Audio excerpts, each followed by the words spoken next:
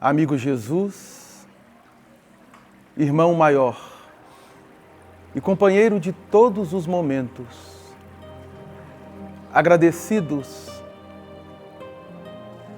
nos encontramos, Senhor, por estarmos reunidos em vosso nome, rogando a Ti a permissão para que seus mensageiros possam atuar em favor de cada um de nós.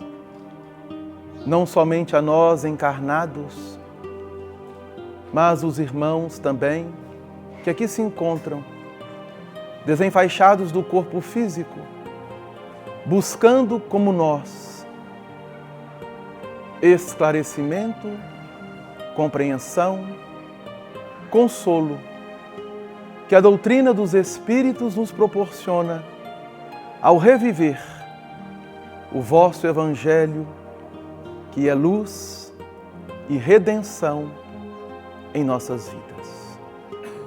Que a vossa paz envolva-nos, envolvendo todo o ambiente que nos acolhe, envolvendo a casa, e que possamos direcionar essas vibrações de paz, de fraternidade, de amor a toda a humanidade. E em especial, aqueles locais onde ainda há dor, as aflições, as perturbações, os sofrimentos, as doenças, as guerras, ceifam inúmeras vidas, não somente no campo físico, mas no campo da moralidade. Se conosco, Jesus, hoje e sempre, que assim o seja.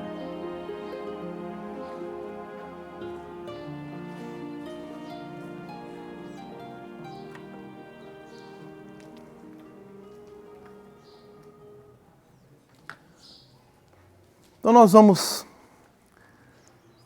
dar continuidade à obra Justiça Divina, que é esta obrinha aqui. E hoje nós vamos abordar o capítulo 72, que traz o título Corações Venerados. Tem alguém que está vindo pela primeira vez à casa? Sejam muito bem-vindos. Então, aos domingos, nós estamos dando sequência a esta obra, Justiça Divina. Seja muito bem-vinda também. É uma obra do Espírito Emmanuel, psicografado por Francisco Cândido Xavier.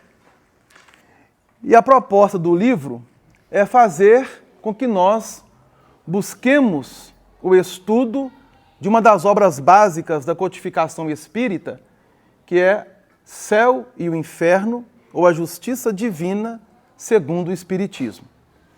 Então, em cada título, nós temos o dia que foi realizado a reunião, lido a lição, os irmãos participantes em comunhão com Chico Xavier, dialogando, trocando ideias a respeito daquilo que foi lido na lição, e no final o Emmanuel brindava sempre com uma mensagem pertinente àquilo que foi estudado à noite. Então, no dia 10 de novembro de 1961, na cidade de Uberaba, foi aberta a primeira parte do capítulo 11 do item 12 da obra Céu e o Inferno.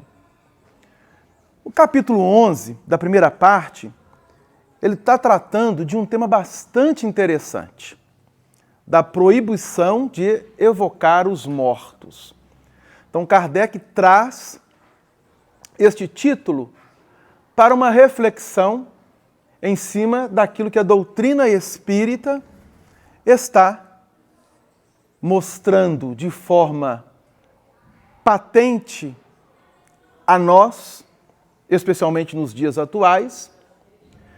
E o convite é justamente comparar as doutrinas para fazermos, então, dentro da nossa racionalidade, aquilo que for melhor para nós. Por que da proibição de evocar os mortos? Lembremos que dentro das tradicionais religiões, no caso cristãs, tanto a católica quanto o protestantismo, não há, do ponto de vista teológico, doutrinário, uma conversação com aqueles que já partiram. A comunicabilidade com os espíritos. E eles têm como fundamento justamente o preceito de Moisés, ao qual ele instituiu para o povo hebreu ao sair do Egito, para que essa prática fosse abolida. A questão é, alguém proíbe alguma coisa que não existe? É o primeiro ponto que a gente precisa refletir. Por que você vai proibir algo que não existe? Se houve uma proibição, é porque havia alguma coisa por detrás disso. Então, a comunicabilidade dos espíritos, isto é, o mundo espiritual com o mundo físico com o mundo espiritual, sempre existiu em nossa humanidade. Em cima dessa existência, foi trabalhado ao longo dos séculos inúmeras fantasias, misticismos em torno do tema. Quando Jesus chega, ele então abre para nós uma nova perspectiva e, de certa maneira, anulando este preceito de Moisés. Então vejam bem, não é um mandamento de ordem divina. Foi uma proibição para conter a impulsividade diante das comunicações que existiam e que, ao invés de trazer edificação, trazia mais problemas, confusões para os espíritos encarnados e também para os espíritos desencarnados. Aí nós vamos tentar compreender isso. E como é que Jesus, então, ele anula esse mandamento? Basta abrirmos o Evangelho em Mateus, lá no capítulo 17, encontramos uma passagem onde Jesus, se transfigurando no Monte Tabor, dois espíritos vão se comunicar com ele. Dentre esses dois espíritos, o próprio Moisés. 3 testemunhas, 3 apóstolos, Pedro, Tiago e João. Então, de certa forma, temos essa referência e outras referências no Novo Testamento, anulando essa proibição de Moisés. Então, a doutrina espírita, ela só foi possível materializar na Terra com a comunicabilidade dos espíritos. Primeiro houve as manifestações de natureza geral para chamar a atenção de nós seres humanos. Após a observação de Kardec para toda uma fenomenologia que foi colocada inúmeras interpretações, a mais racional, dentro da lógica e do bom senso, foi apresentada pela doutrina dos espíritos. Então chegou-se à conclusão de que todas aquelas manifestações que vinham acontecendo em várias localidades do mundo, dos vários países do mundo, eram nada mais, nada menos do que os espíritos. Quem são os espíritos? Pergunta Allan Kardec. E a resposta veio: somos as almas daqueles que viveram em diversas épocas da humanidade. Partindo disto, toda uma construção Allan Kardec realizou em comunhão com a espiritualidade, trazendo-nos então o Consolador prometido pelo próprio Cristo, cujo objetivo é esclarecer a nós acerca de muitas coisas que o próprio Cristo nos ensinou e anteriormente a ele, como por exemplo o Antigo Testamento, e após ele estar entre nós, a humanidade vivenciando diversas etapas até chegarmos à atualidade, a necessidade de procurarmos cada vez mais essa compreensão, mas acima de tudo, o consolo que essa doutrina nos dá. Então, no item 12 do capítulo 11 da obra Céu e Inferno, o Allan Kardec vai trazer justamente para a reflexão e depois Emmanuel brinda-nos com a lição. Ele diz assim: mas aqui se apresenta uma outra dificuldade. Então ele está trabalhando justamente em cima da colocação de Moisés, da proibição de evocar os mortos. Se as almas que estão na beatitude não podem deixar a sua morada afortunada para virem em socorro dos mortais. Então vejam bem o que Kardec está trazendo. Por que a Igreja invoca a assistência dos santos, que eles devem gozar da maior soma possível de beatitude? Então ele está fazendo uma comparação. Se os santos existem e eles podem vir em nosso auxílio, por que aqueles corações que nós também sabemos que foram bons e temos uma ideia de que eles, ao partir daqui, podem estar em um lugar bom, não podem vir também em nosso auxílio? É o que Kardec está chamando a atenção. Porque ela diz, a Igreja, aos fiéis, para invocá-los nas doenças, nas aflições e para se preservarem dos flagelos. Essa questão aqui dos santos, todos nós que nos encontramos aqui, de certa forma, se não foi nessa existência, talvez em outra, já transitamos dentro dessa proposta. Principalmente nós aqui no Brasil, por sermos um país onde o catolicismo teve uma força muito grande. E após o protestantismo ir abrindo novas frentes em nosso país, também trabalhando a invocação agora do Espírito Santo, em auxílio de todos nós. Alguém aqui tem algum santo de devoção? Temos, não temos? Todo mundo tem um santo de devoção. Ah, eu gosto do santo tal, eu gosto desse santo. Não é assim? Porque é uma tradição, uma cultura. E nós ainda nos encontramos muito vinculados a essa cultura, a dos santos.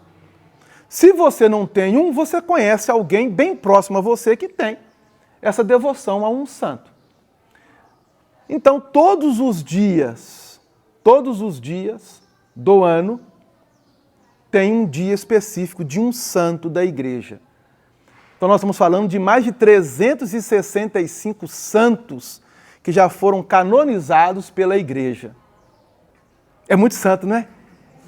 É muito santo. Então um santo para cada dia. Né? O santo de hoje eu não sei qual que é. A gente conhece alguns, não é mesmo? A gente sabe de alguns. Por exemplo, Santo Antônio, São Pedro, os 12 apóstolos, com exceção de Judas Iscariotes,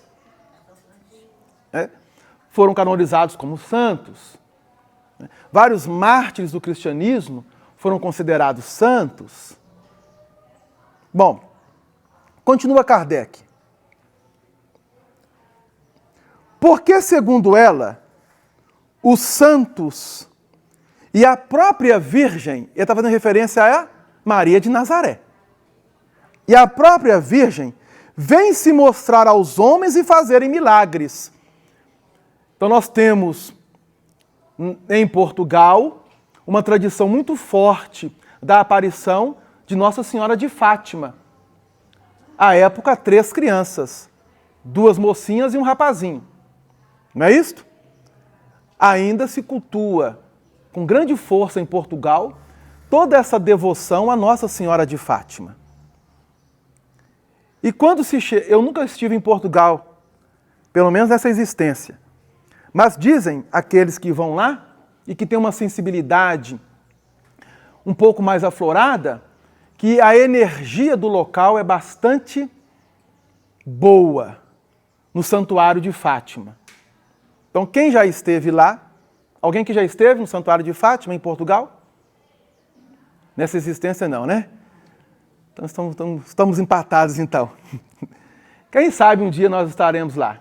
É bom nós conhecemos um pouco da história. Alguém já esteve em Nossa Senhora de Aparecida, aqui no Brasil? Pois é, eu também já estive lá. A energia do local também é muito grande, muito grande.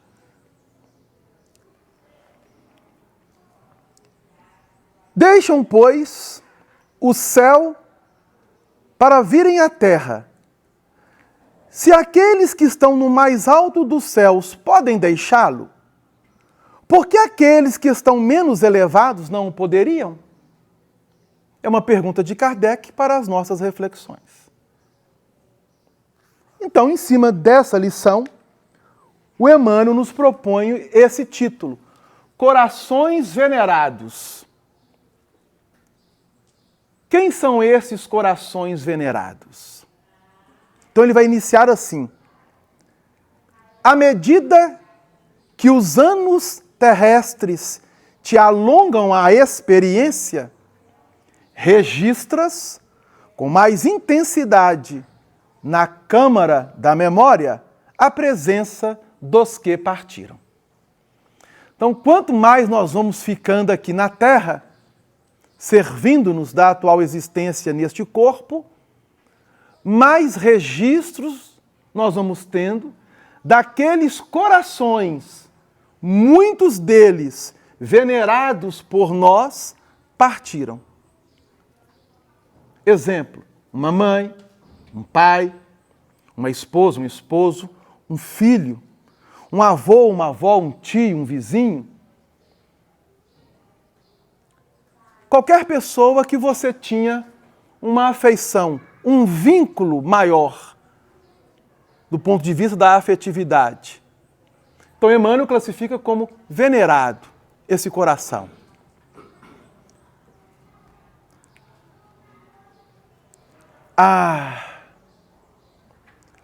Os mortos que te guiaram ao bom caminho. É uma afirmativa.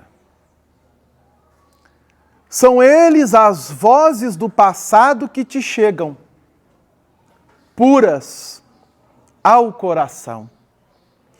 Lembra-te o berço perdido, junto às maternas canções que te embalavam para o repouso? Os ensinamentos do lar que te guardavam a meninice? O carinho dos irmãos que beijavas na alegria transparente da infância? O sorriso dos mais velhos que te abençoavam em oração? Falam-te dos passos cambaleantes da idade tenra, das primeiras garatujas que traçaste na escola, dos afetos da juventude, dos laços inolvidáveis dos quais te despediste, chorando na hora extrema. Então ele está trazendo para nós aqui algo que todos nós já vivenciamos em algum momento da nossa atual existência. Todos nós.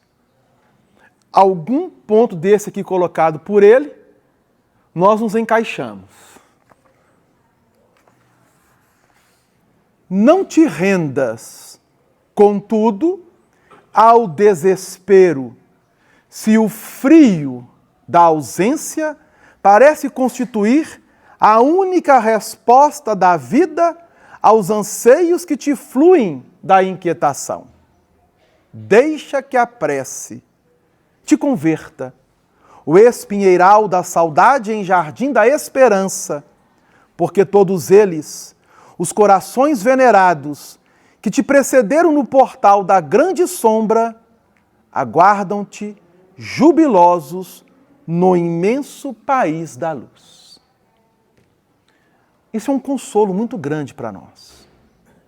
Sabermos de que esses corações venerados que antecederam-nos para o mundo espiritual, temos a possibilidade de reencontrá-los.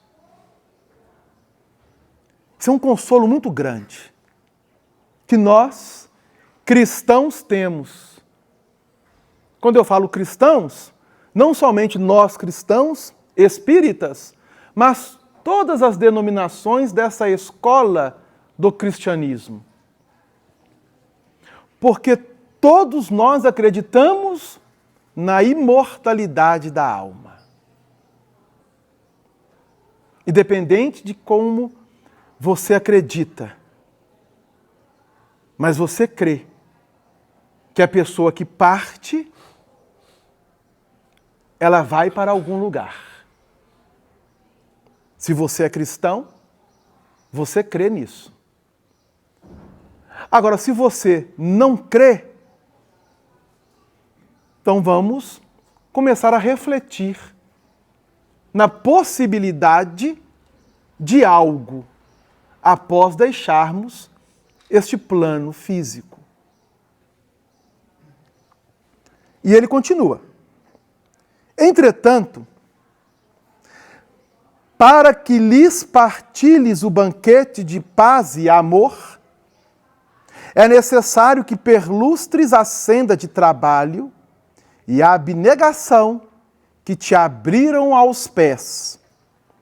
Abraça-lhes o exemplo de sacrifício com que te iluminou o entendimento e pede-lhes para que te inspire a caminhada.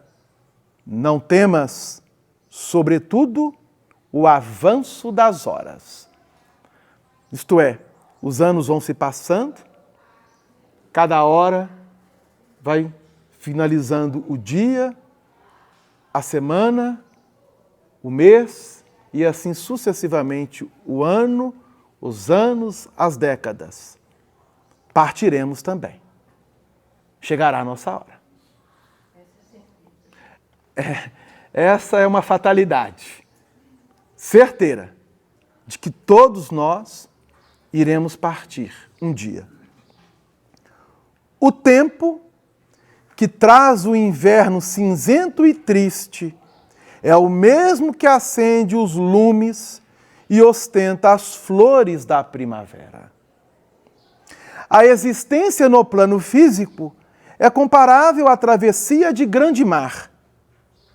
E aí Emmanuel vai trazer para nós aqui uma analogia muito interessante.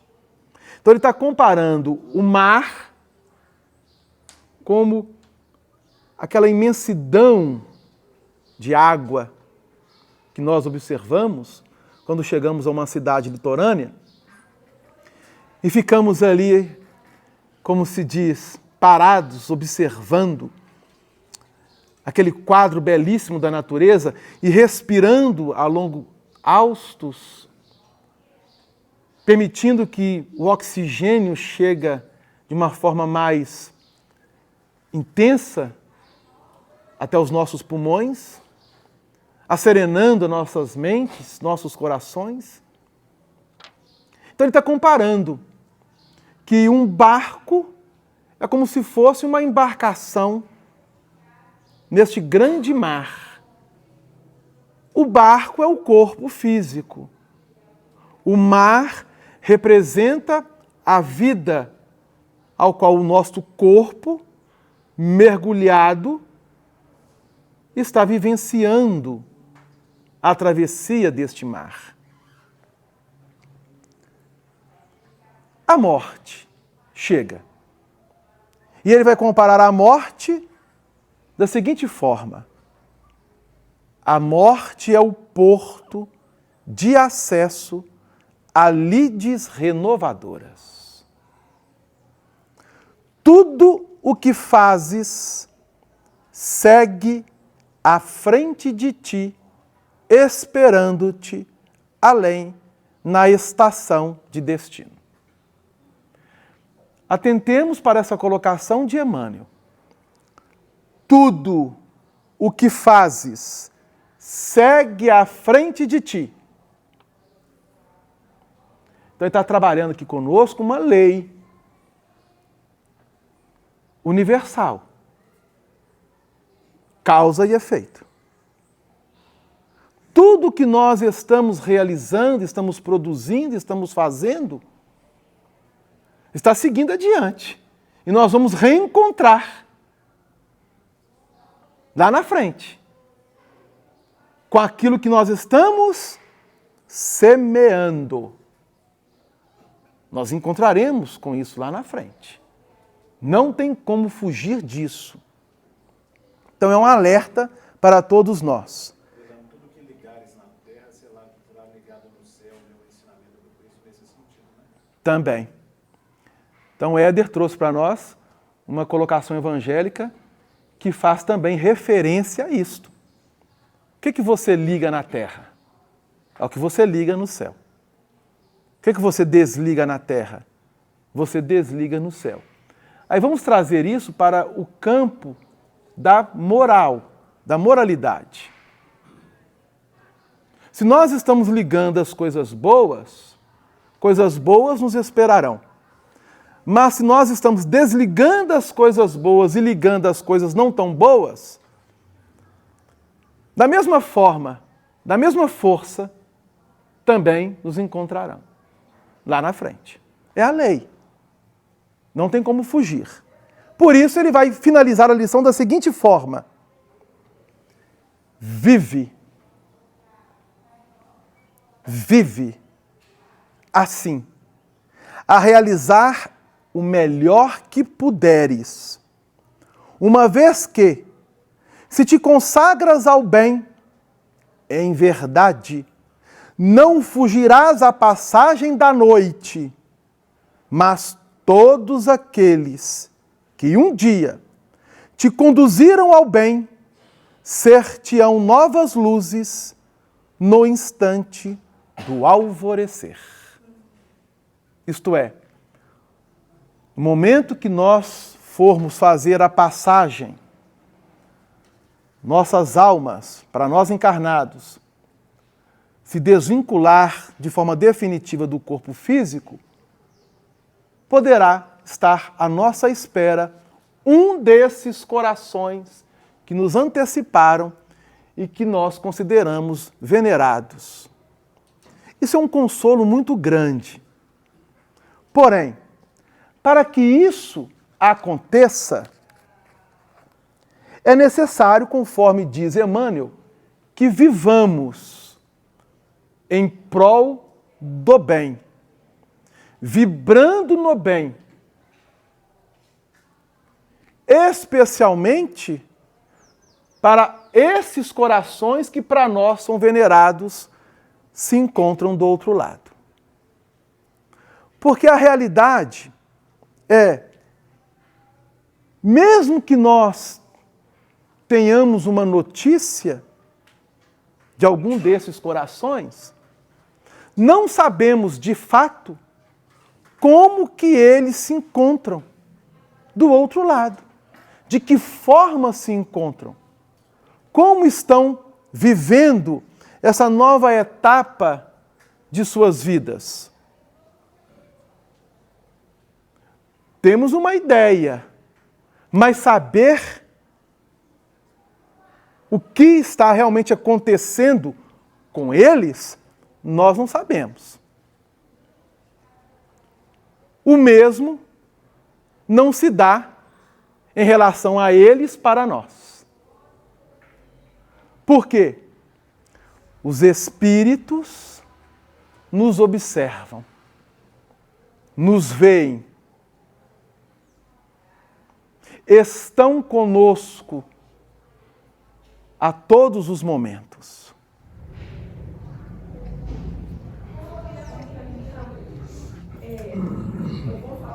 Padre Eustáquio. Muita gente conheceu o Padre Eustáquio. E aí a gente fica sempre pedindo a ele ajuda. Isso pode atrapalhá-lo? Não. Porque pelo que a gente sabe do Padre Eustáquio, foi um homem que viveu dentro da doutrina religiosa ao qual ele serviu de uma forma muito digna. E ao deixar o plano físico e adentrar o plano espiritual, as informações que nos chegam é de que ele continua trabalhando em prol de muitos corações que têm nele essa veneração. Então, para o espírito do exemplo do Padre Eustáquio, essas vibrações chegam com muito carinho ao seu coração e encoraja cada vez mais o espírito a fazer o melhor que puder em prol de muitos. Gente, eu vou colocar uma colocação aqui que é preciso refletir. Se nós queremos agir no bem e pensamos que estamos fazendo muito, na realidade não estamos fazendo é nada. Aqui no plano físico. Nada. Por quê? Trabalho, mas trabalho intenso mesmo.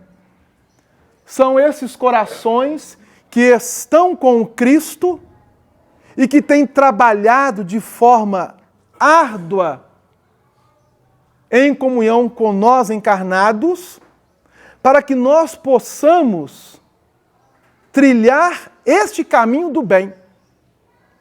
Então não pensemos que ao desencarnar, nós vamos repetir do outro lado aquela frase que nós repetimos quando vemos uma pessoa dentro de um esquife. Ah, fulano descansou. Não é isto? Lê do engano. Pode acontecer que, a partir daquele momento, os problemas se agravarão, ou então os problemas foram equacionados. Quem saberá? Deus, o Cristo, os bons espíritos saberão. E nós encarnados? Não tem como saber. Por mais que a gente veja uma pessoa agindo no bem, nós não conhecemos o interior dela. E o que manda, na hora do testemunho, é o campo vibracional de cada espírito, somado a uma vivência que ele teve de uma forma mais consentânea com a verdade. Então, é um alerta que Emmanuel nos faz. Medo de morrer, nenhum de nós temos, graças a Deus. Já passamos dessa fase, não é verdade? Hã? Ninguém aqui tem medo de morrer. A gente não somos espíritas ou não somos? Hã? Então, se a dona morte bater na sua porta hoje à noite, está tranquilo. Olha a nossa dificuldade. Ela chega lá em casa e bate. Toque, toque, toque. Aí eu vou olhar pelo olhinho mágico, né? Nossa, é a morte. Atenda ou não atenda a porta? Vou fingir que eu não estou. Vou ficar quietinho aqui. Não é verdade? E ela insiste. Toque, toque, toque. Por que ela insiste? Porque ela sabe que eu estou lá dentro. No meu apartamento. Eu moro em apartamento. Ela sabe que eu estou lá dentro. Por que ela sabe que eu estou lá dentro? Porque não existe endereço errado quando a morte vem nos buscar. Chegou o momento, chegou. A não ser que você antecipa ele. Aí é outra coisa.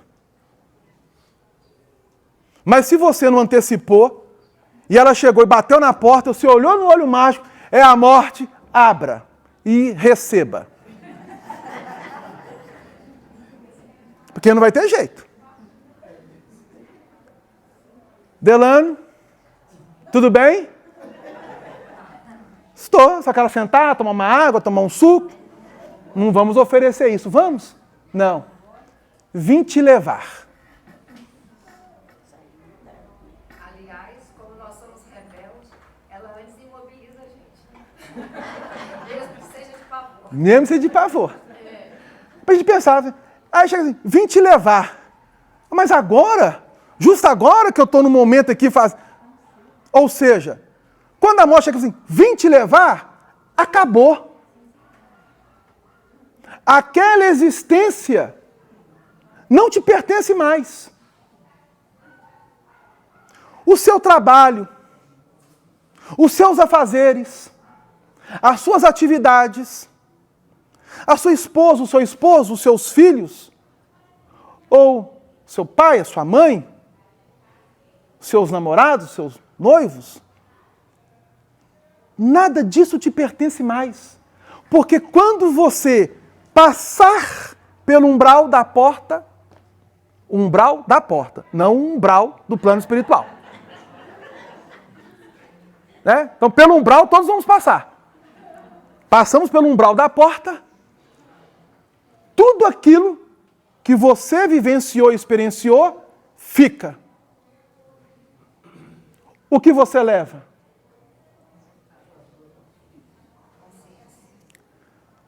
Somente o bem e essa consciência desvinculada de tudo o que você deixará para trás,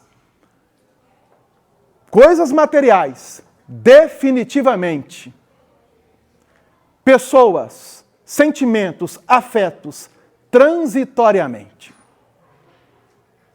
É preciso pensar nisso. Tudo que é material fica. Nada te pertence mais.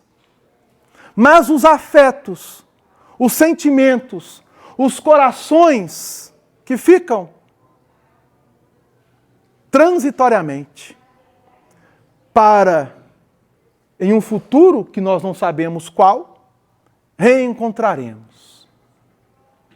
Então, quando a morte chega, e ela pode chegar a qualquer hora, a qualquer momento, para cada um de nós aqui, é preciso que nós comecemos a refletir, porque nós não vamos fazer mala para levar os nossos pertences para o outro lado. Não vamos.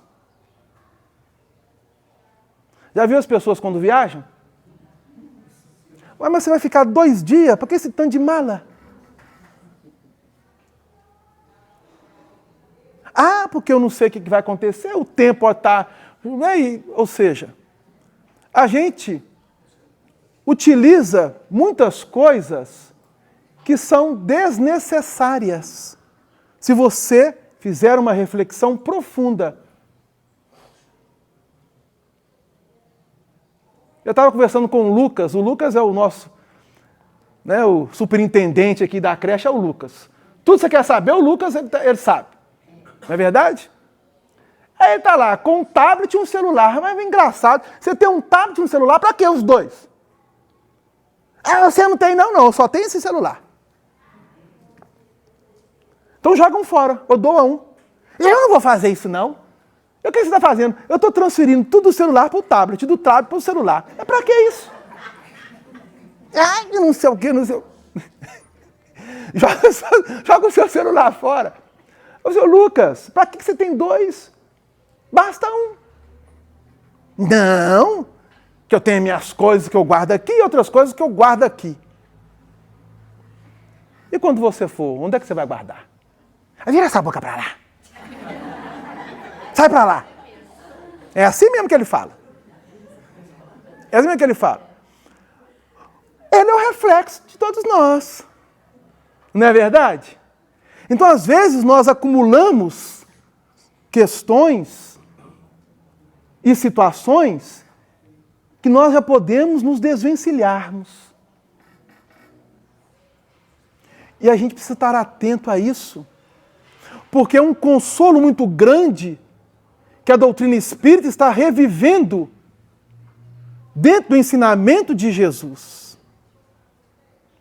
Porque Jesus, ele retorna e se mostra aos apóstolos após aquele momento negro da nossa humanidade, que foi a sua crucificação.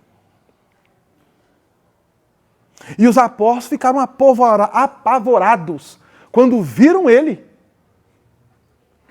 Por quê? A mente ainda presa aos últimos acontecimentos. E quando então eles dão por si de que era realmente Jesus, uma força extraordinária os inundou de dentro para fora, porque durante milênios foi sendo trabalhado de fora para dentro em nós. É essa força que a doutrina espírita está revivendo, de que aqueles corações que partiram se encontram vivos e muitos deles querem comunicar conosco. Mas dentro de uma comunicação saudável. Dentro de uma comunicação em que edifica, constrói. Não de uma comunicação que atrapalha, que prejudica. É preciso que nós saibamos identificar isso. Então nós temos um exemplo de André Luiz, na obra Nosso Lar e nas outras obras que vão dar sequência a essa coleção intitulada A Vida no Mundo Espiritual. Nós já trouxemos aqui algumas vezes, é importante nós refletirmos nisso. André Luiz, ele desencarna. Ficou um período, vamos dizer assim, expurgando em uma região não tão boa do plano espiritual, mas foi acolhido para uma cidade que dá nome ao livro Nosso Lar, uma cidade espiritual. Quando essa obra chegou na década de 40 do século passado, parece que faz muito tempo, né? Mas não faz não. A obra foi editada, se eu não me engano, em 1944. Estávamos em plena Segunda Guerra Mundial ainda, quando a obra foi editada. Olha o grande trabalho da espiritualidade em oferecer a nós, encarnados, um consolo da continuidade da vida fora dos ciclos materiais. E André Luiz fica deslumbrado. Como que pode isso? Como que eu não fui alertado? Como que eu não fui informado? Como que eu não fui avisado? Geralmente as pessoas falam isso. Então, quando chegarmos lá, você não vai poder dizer assim, eu não sabia. Todo espírito tem essa informação. Mesmo que ele não acredite, ele traz no íntimo essa informação. E ali, ele se depara com vários quadros. Um quadro interessante apresentado na obra. Uma família que viveu no plano físico, aos poucos os membros foi desencarnando e foram se reencontrando na cidade Nosso Lar. Era a família daquele enfermeiro visitador que tornou-se um grande amigo, chamado Lísias.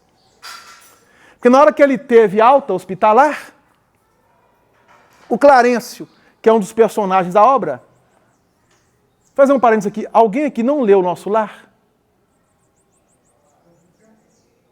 Já viram um filme?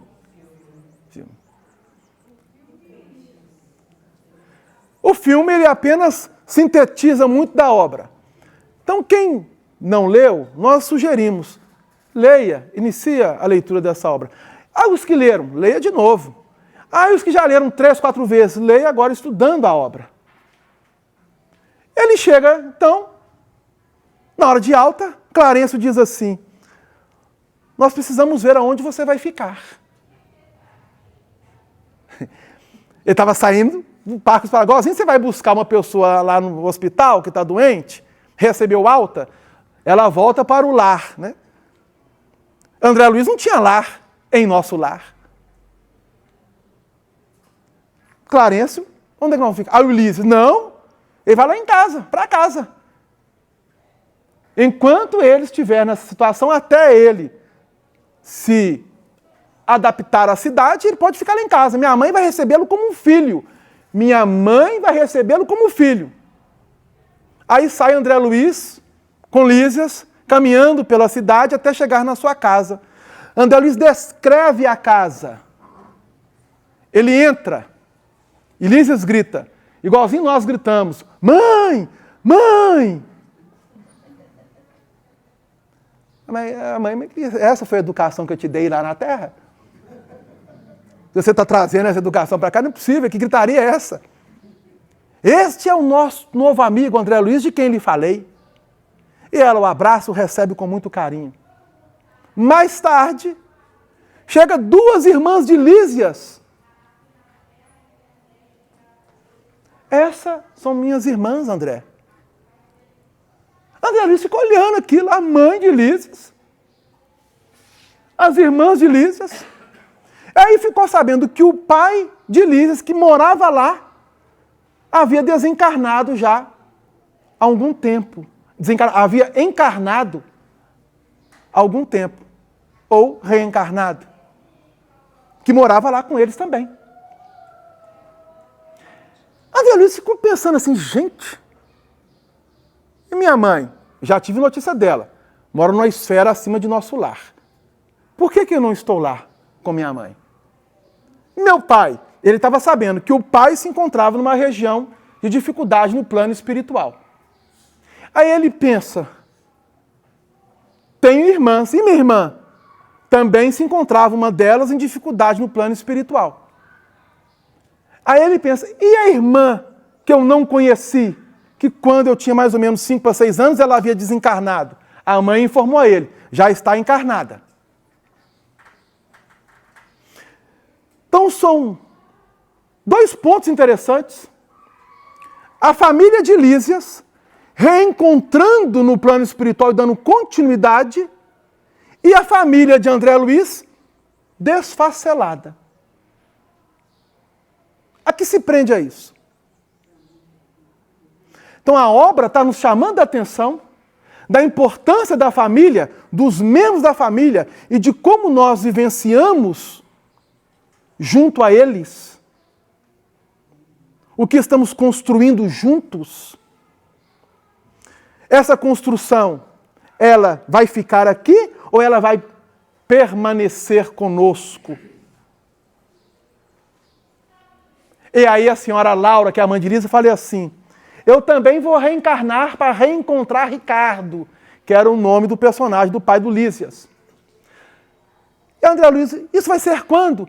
Estou só esperando Teresa, minha filha, chegar. A Teresa estava encarnada, era uma filha. Ela estava esperando Teresa chegar para reencarnar. Mas por que você está esperando Teresa? Que eu vou passar o meu trabalho para ela. Agora, a Teresa, que estava encarnada, vai chegar no plano espiritual já com um trabalho a ser realizado. Diferente de André Luiz. Então ele ia ouvindo as colocações de senhora Laura e ia refletindo em si mesmo, da vida dele, da sua construção familiar. Que valores foram trabalhados? Olha que coisa interessante. Aí, para a gente observar como nós somos tão ainda presos a preconceitos, a mãe dele havia informado ele que também iria reencarnar. Mãe, mas por que a senhora vai reencarnar? Para ajudar seu pai. Porque seu pai encontra-se numa situação muito difícil e ele não dá abertura para que possamos auxiliá-lo.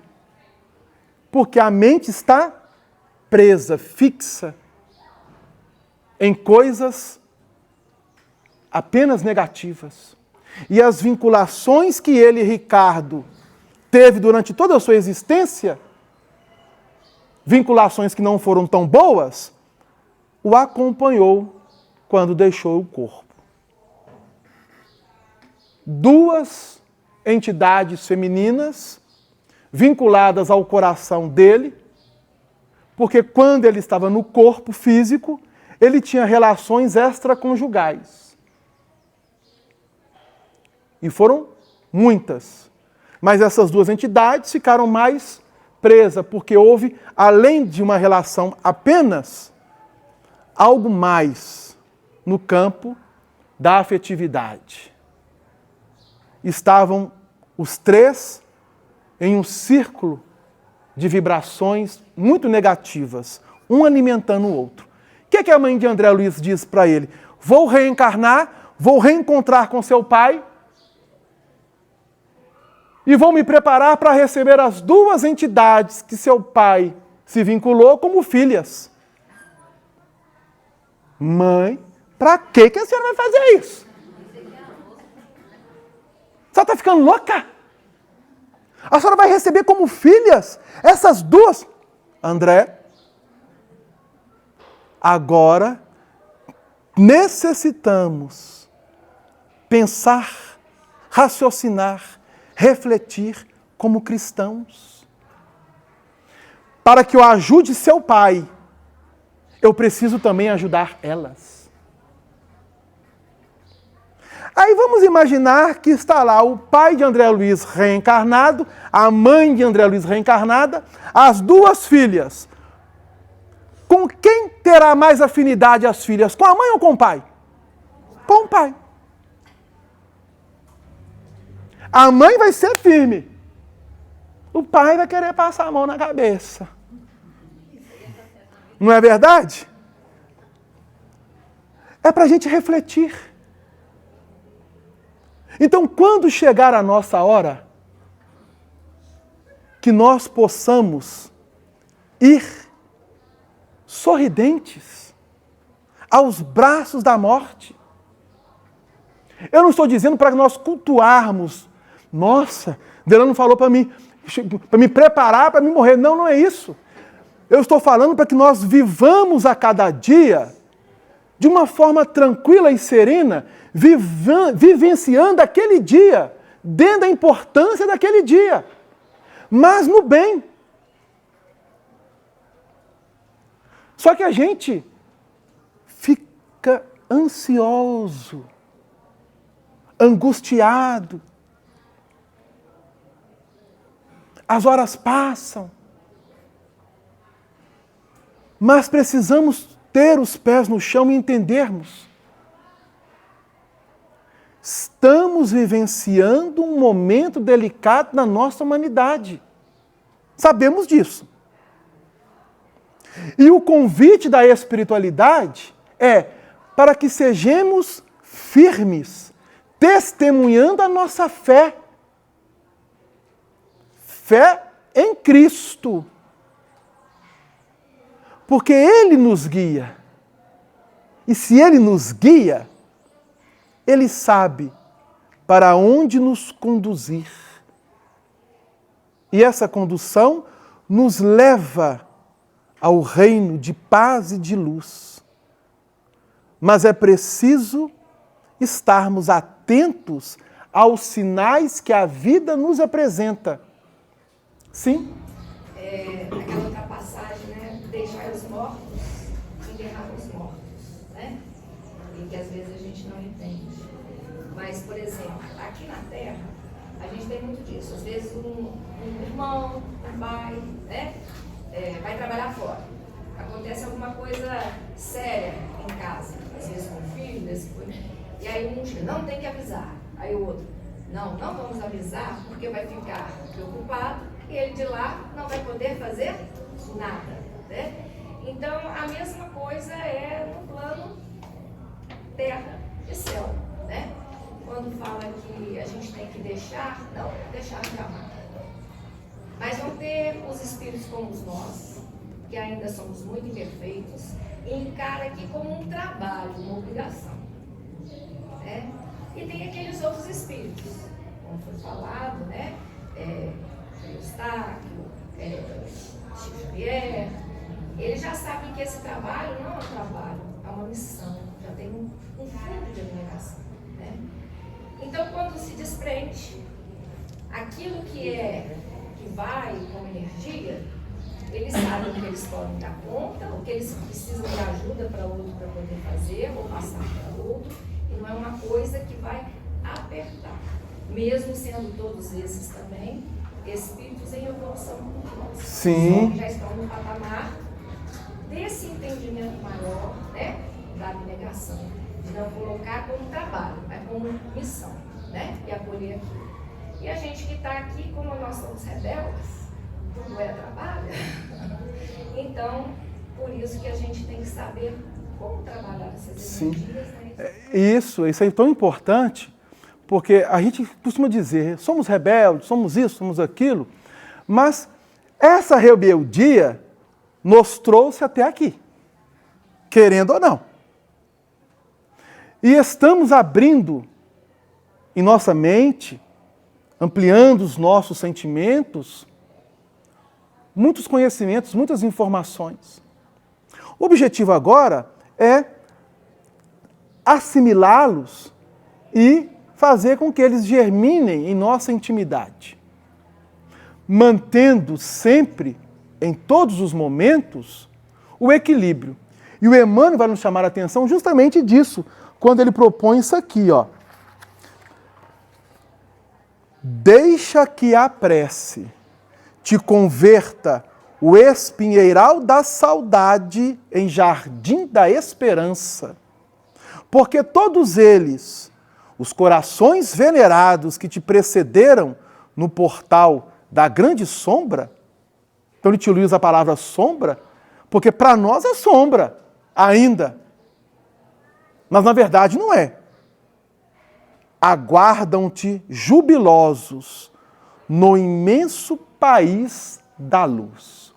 Então, é este convite de que as coisas não se acabam da forma como nós pensamos.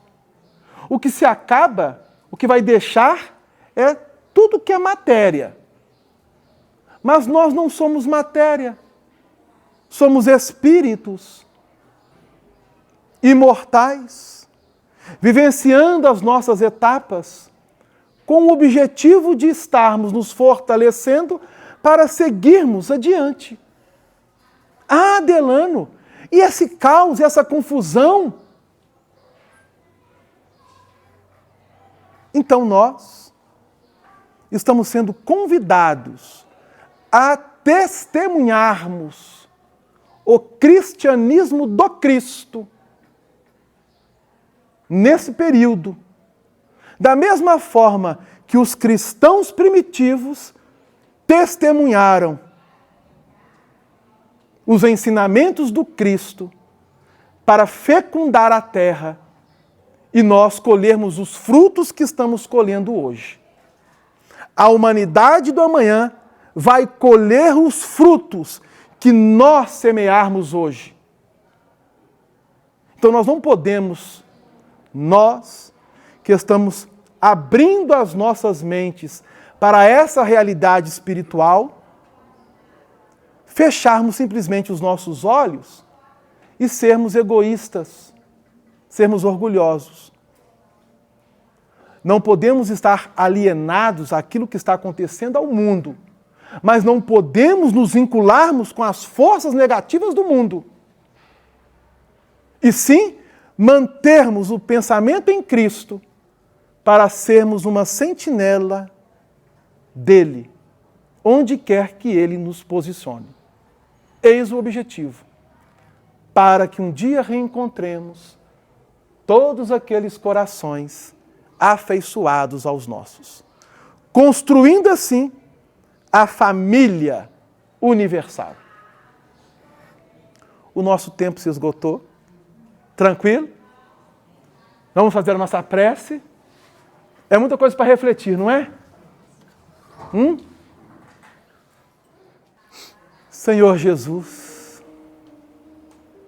estamos agradecendo por todas as oportunidades que estamos recebendo do Teu coração, como acréscimo da misericórdia divina, para que possamos, amado Mestre, estarmos atentos aos sinais que vêm se apresentando dia a dia.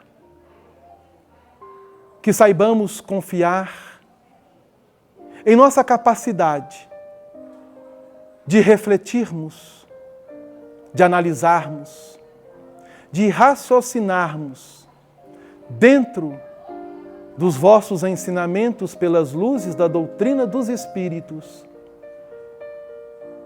e realizarmos o bem onde quer que estejamos, sendo assim, Senhor, testemunhas fiéis do vosso cristianismo a ser implementado em toda a terra.